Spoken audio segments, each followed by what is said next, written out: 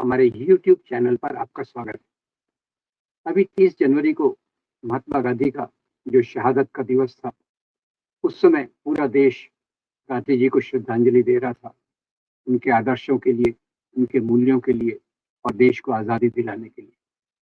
उसी समय कुछ ऐसे सोशल मीडिया पर, कुछ यूट्यूब पर ऐसे वीडियो चल रहे थे जो गांधी जी के योगदान को कमतर बताने की कोशिश कर रहे हैं। ये अभी मुझे देखकर बड़ा आश्चर्य हुआ कि महात्मा गांधी, जिन्होंने अपने जीवन का पूरा बलिदान देकर हमको आज़ादी दिलाई, उसके बारे में किस प्रकार से आजकल चालाकी से उनके योगदान को कमतर करने की कोशिश कर रही है। एक तरफ कहा जा रहा है कि हाँ, वो थे तो महान, उन्होंने काफ़ी कुछ किया और देश की आज़ादी में बाकी चीज़ें ज़्यादा महत्वपूर्ण थी, जैसे सावरकर, भगत सिंह जैसे क्रांतिकारी। अब खैर सावरकर और भगत सिंह का कोई मेल हो ही नहीं सकता। दूसरा, सुभाष चंद्र बोस की आज़ाद हिंद फौज। और तीसरा, जो नेवी का विद्रोह हुआ था, जो नौ सैनिकों का विद्रोह हुआ था, इनका योगदान बड़ा महत्वपूर्ण था। अब ये जो हवाई तीर चला रहे हैं, ये कौन है? ये वो लोग हैं जो दिल से भारतीय संविधान को नहीं मानते। ये वो लोग हैं जो धर्मनिरपेक्ष लोकतांत्रिक भारत के बदले हिंदू राष्ट्र की स्थापना करना चाहते हैं। और बहुत चालाकी से, क्योंकि पहले तो उन्होंने पूरी अपनी ताकत लगा के मुसलमानों को बदनाम किया, नेहरू को बदनाम किया। नेहरू को क्यों पहले बदनाम किया? क्योंकि नेहरू वो शख्स थे जिन्होंने धर्मनिरपेक्षता के लिए क्लियर कट स्पष्ट शब्दों में कहा कि भारत में जो मुख्य संख्यक सांप्रदायिकता, मेजॉरिटेरियन कम्युनलिज्म है, यानी हिंदू राष्ट्रवाद को मानने वाले राजनीति, ये फाशीवाद का रूप ले सकती है। ये उन्होंने अपने पत्रों में कहा। और इसके कारण दूसरी तौर से उन्होंने कभी सांप्रदायिकता से समझौता नहीं किया।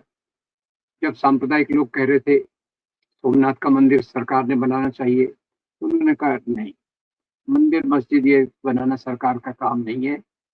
हमारे नए तीर्थ स्थल हैं, हमारे बांध जिससे सिंचाई होगी, खेती बढ़ेगी, हमारी फैक्ट्रियां जिनसे उत्पादन होगा, लोगों को नौकरियां मिलेगी, हमारी यूनिवर्सिटीज जिसमें लोगों को शिक्षा मिलेगी, हमारे बाकी उद्योग धंधे जिससे हमारे समाज की जरूरतें पूरी होंगी। ये उनका पहला मतभेद था, ये हिंदुत्व की राजनीति के मानने वालों से। फिर नेहरू को बदनाम करने चले तो यहाँ तक कहा वो कितने अय्याश थे। फिर उनके कपड़े धुलने पेरिस में जाते थे। अब सच्चाई तो यह है, वो अय्याश क्या, कुछ उनकी भतीजी उनको गले मिल रही है, बहन गले मिल रही है, तो फोटो के आधार पर उनको अय्याश कह रहे हैं। और जहाँ तक पेरिस की लॉन्ड्री का सवाल है, इलाहाबाद में शायद पेरिस लॉन्ड्री थी जहाँ उनके कपड़े धुलने जाते थे। फिर तीसरा, उनको सिद्ध किया जा रहा है कि भाई इनके पूर्वज तो मुसलमान है।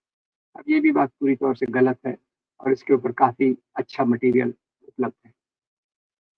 गांधी हो, अब गांधी जी का नंबर आया। गांधी को बदनाम करना आसान नहीं है कि गांधी की जो अंतर्राष्ट्रीय प्रतिष्ठा है, जिसके लिए आइंस्टीन ने कहा सदियों बाद लोग विश्वास ही नहीं करेंगे कि एक ऐसा व्यक्ति ने जन्म लिया था जो इस भारत की धरती पर चला। गांधी वो व्यक्ति हैं जिनको नेल्सन मंडेला और मार्टिन लूथर किंग ने बहुत बड़ी श्रद्धांजलि दी, बहुत बड़ा आदर दिया। अब ये गांधी को क्यों कमतर बताने की कोशिश कर रहे हैं? ऐसा कर रहे हैं कि गांधी ठीक थे, उन्होंने योगदान दिया, पर बाकी योगदान भी उतने ही महत्वपूर्ण है, जैसे सावरकर, भगत सिंह। वैसे तो सावरकर और भगत सिंह का कोई मेल नहीं है, दोनों विरोधाभासी लोग थे। और फिर सुभाष चंद्र बोस, फिर नेवल नौ सैनिकों का विद्रोह, ये तीनों चीजों का बहुत महत्व है। और गांधी के महत्व से उनकी तुलना करना और कहना कि इन चीजों के कारण हमको आजादी जल्दी मिली, बिल्कुल गलत। उनके एक विचारक ने तो ये तक कहा, गांधी नहीं होते तो हमको 20 साल पहले आजादी मिल जाती। अब ये कैसा उनका गणित है मुझे नहीं मालूम, और मेरी मान्यता ये है कि भारत को जो भारत बनाया वो गांधी जी के आंदोलनों ने बनाया। ब्रिटिश विरोधी आंदोलन करते थे, साथ में लोगों को जोड़ते थे। और आंदोलन केवल हवाई नहीं थे, केवल व्यक्तिगत नहीं थे। पहले कांग्रेस क्या कर रही थी, अंग्रेजों को पत्र लिख रही थी, उनका विरोध कर रही थी। गांधी ने क्या कहा? ब्रिटिश का विरोध करते समय हम आम लोगों को इससे जोड़ेंगे। और जब आम लोग जुड़ने लग गए तो उसकी पूरी चेतना समाज में, देश में फैलने लगी। 1920 का आंदोलन देखिए, नॉन कॉपरेशन मूवमेंट, असहयोग आंदोलन।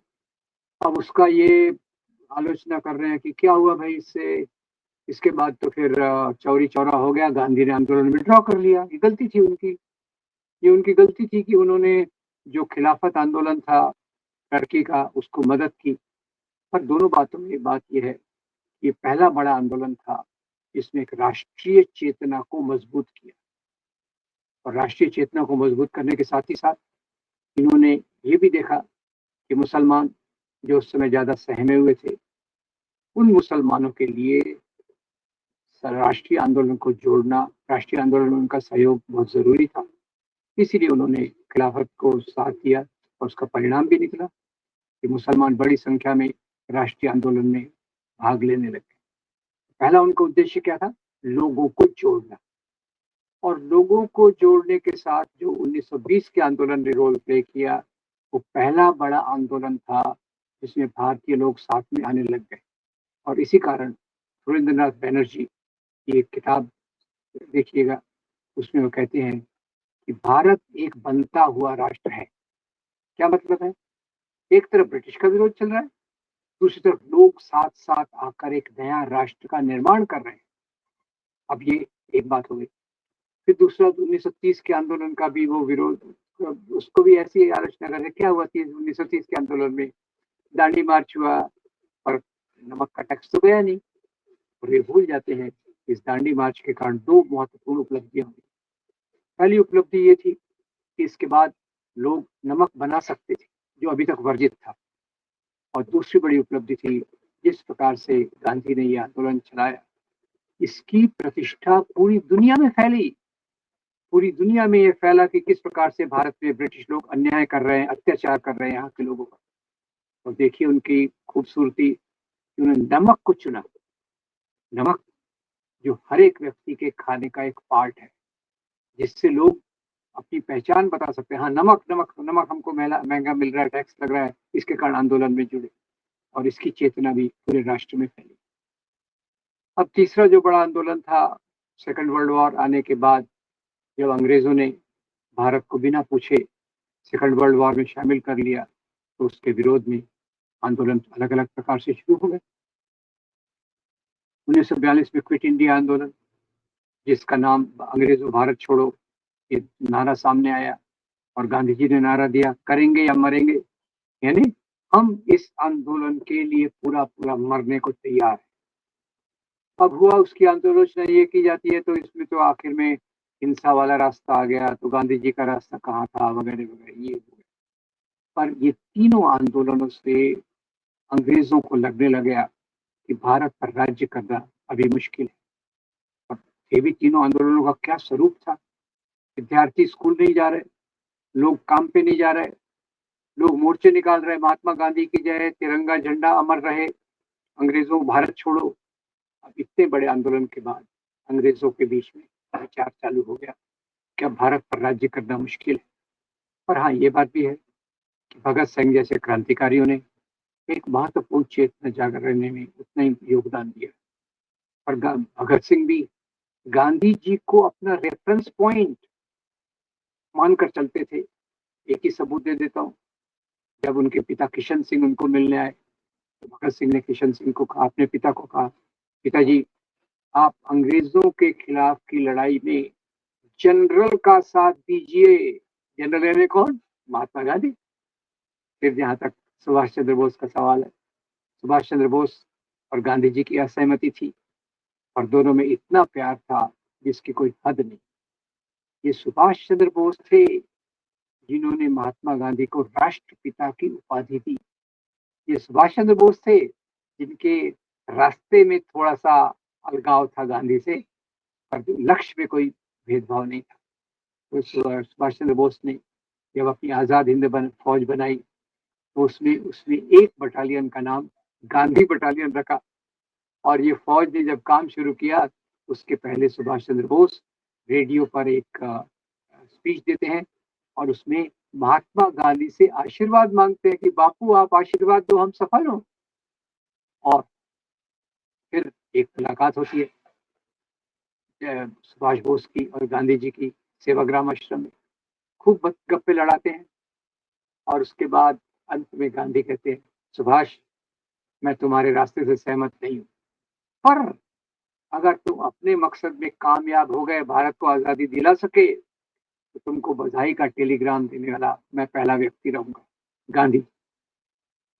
अब आजादी हिंद फौज के जब कैदियों को लाया गया, दिल्ली पे मुकदमा हुआ, कांग्रेस ने विरोध किया, गांधी के नेतृत्व में कांग्रेस ने विरोध किया और कांग्रेस ने एक आजाद हिंद फौज के सैनिकों को बचाने के लिए एक कमेटी बनाई। उसमें 3 बड़े वकील, भूलाभाई देसाई, कैलाश नाथ काटजू, जवाहरलाल नेहरू, ये उनका मुकदमा लड़ने के लिए खड़े हुए। ये बात भी सही है कि आजाद हिंद फौज के कारण भी चेतना में काफी वृद्धि हुई और जो नेवल विद्रोह हुआ, नौसैनिकों का विद्रोह हुआ, वो उसका भी एक पोल है। पर देश के लोगों को जोड़ा किसने? गांधी जी के आंदोलनों ने। और ये जो सातत्यपूर्ण अंग्रेजों के खिलाफ आंदोलन चलते रहे, उसके 2 परिणाम हुए। एक, लोगों का आपस में जुड़ाव एज इंडियंस, भारतीय के रूप में, और दूसरा, अंग्रेजों को ये महसूस होने लग गया कि अब भारत पर राज्य करना हमारे लिए संभव नहीं होगा। तो बहुत सारे कारण है, पर ये केंद्रीय कारण है भारत को आजादी दिलाने का।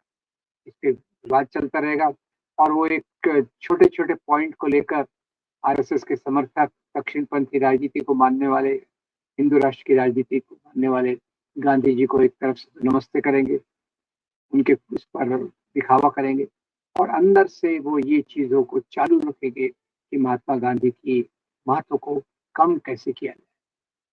तो इस गांधी जी के बलिदान दिवस पर ये कुछ विचार मेरे मन में आए, क्योंकि मैंने सोशल मीडिया पर और बाकी जगहों पर ऐसी बहुत सारी चीजें देखी जो गांधी के योगदान को कमतर करके आंकती है, उसको कम दिखाना चाहती है। ये इसका नया ट्रेंड है। पहले मुसलमानों के खिलाफ नफरत फैलाई, फिर नेहरू को राष्ट्रीय पटल से गायब कर दिया और अभी उनकी कोशिश है कि गांधी की बात को भी उसी प्रकार से कम कर दिया जाए। तो मैं उम्मीद करता हूँ दोस्तों, कुछ बातें स्पष्ट हो गई होंगी, कुछ बातों को हम गहराई से समझ सकेंगे और इसी सोच के साथ देश की प्रगति के लिए धर्मनिरपेक्षता और लोकतंत्र, भारतीय संविधान के रास्ते पर हम आगे चलकर देश को एक सही और महत्वपूर्ण दिशा में ले जाने की कोशिश करें। मैं उम्मीद करता हूँ आपको ये वीडियो अच्छा लगा होगा। इसको लाइक कीजिए, हमारे चैनल को सब्सक्राइब कीजिए और वीडियो को दूर दूर तक फॉरवर्ड कीजिए। आपका बहुत धन्यवाद। Thank you very much.